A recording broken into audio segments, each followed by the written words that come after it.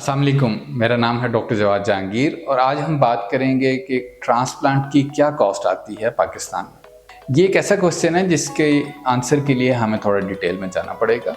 एक average cost भी पाकिस्तान में मिनिमम 1 लाख रुपए से स्टार्ट होती है और ये 3.5 लाख रुपए से 4 लाख रुपए तक जा सकती है। ये सब डिपेंड करता है कि आप अपना ट्रांसप्लांट किससे करवा रहे हैं, किस क्लिनिक से करवा रहे हैं, कितना डॉक्टर एक्सपर्ट है, उसकी क्वालिफिकेशंस क्या हैं और वो किन स्टैंडर्ड्स पे काम कर रहा है। इस कॉस्ट से बिलो अगर कोई ट्रांसप्लांट कर रहा है तो दैट मीन्स कि वो कहीं ना कहीं चीज़ों पे कॉम्प्रोमाइज़ कर रहा है। बिकॉज एक ट्रांसप्लांट करने के लिए हमारे जो डिफरेंट लवाज़मात हैं, जो डिफरेंट SOPs हैं जो हमें पूरे करने हैं, उनकी एक अच्छी खासी कॉस्ट है।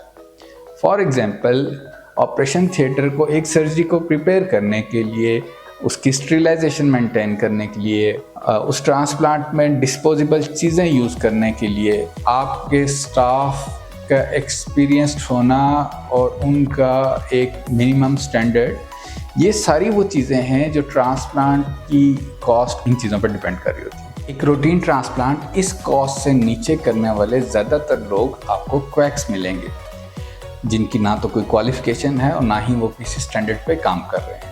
क्वैक्स यूजली आपको 50,000, 40,000 एंड 60,000 के राउंड अबाउट ट्रांसप्लांट कोट करेंगे और वो इसमें भी अपना प्रॉफिट बनाना जानते हैं, क्योंकि उनकी इस पे कोई कॉस्ट नहीं है आ रही।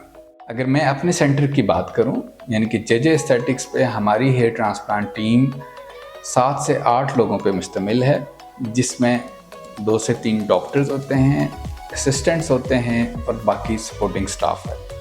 सो ये एक टीम की कॉस्ट है। इसके अलावा हमारे यहाँ तमाम यूज़ होने वाली चीज़ें ऑलमोस्ट डिस्पोजेबल होती हैं। इसके अलावा जो इक्विपमेंट हम यूज़ करते हैं वो स्पेशली तुर्की से इंपोर्ट किया जाता है और वो काफ़ी कॉस्टली है। इन कॉस्ट के अलावा जो मेजर कॉस्ट हमें ट्रांसप्लांट के लिए बेयर करनी पड़ती है वो ऑपरेशन थिएटर की जो स्टरीलाइजेशन है, जो उसके SOPs हैं, उनको मीट करने की कॉस्ट काफ़ी ज़्यादा होती है।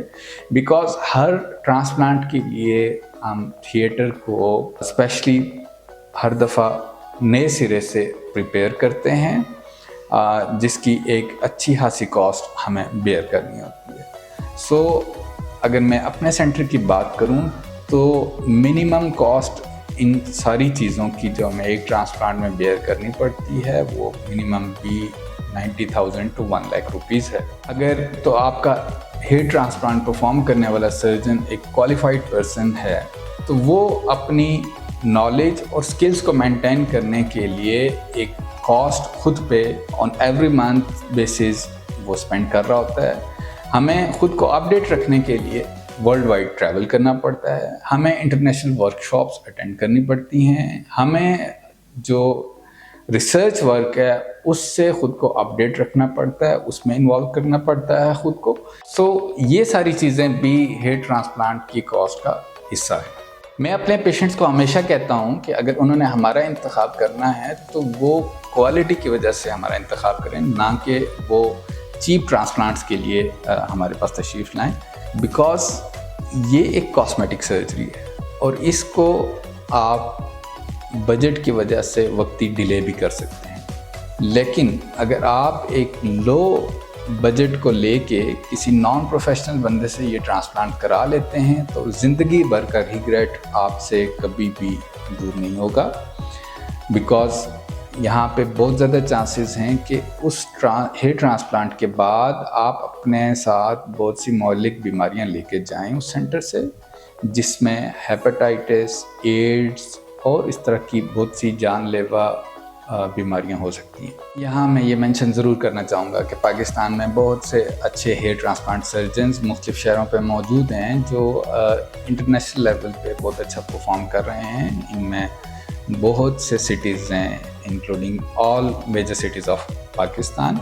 सो अपने हेयर ट्रांसप्लांट सर्जन का इंतखाब समझदारी से कीजिए और लो कॉस्ट और लो बजट हेयर ट्रांसप्लांट को कभी भी अपनी कंसिडरेशन में ना लाइए।